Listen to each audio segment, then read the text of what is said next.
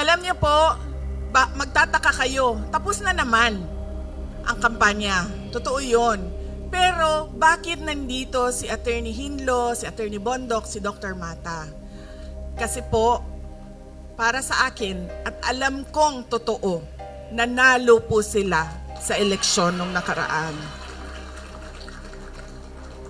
Kausap ko po IT experts na nagsasabi hindi talaga pwede na totoo yung mga numero na lumabas. Hindi po ako IT expert, kaya sinabihan ko po ang PDP.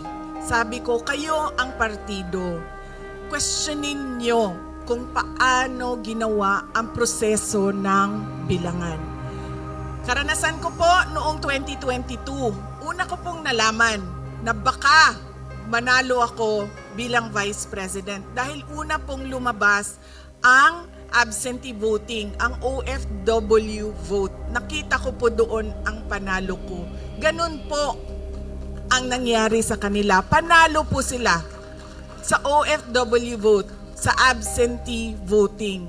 Lahat ng makadaupang kamay ko, lahat ng mayakap ko, lahat ng mahalikan ko, sinasabi ko, dalhin nyo ang kodigo, vote straight tayo, 10 ang ating senators. Kaya po, naniniwala talaga ako, sila ay ating mga senators.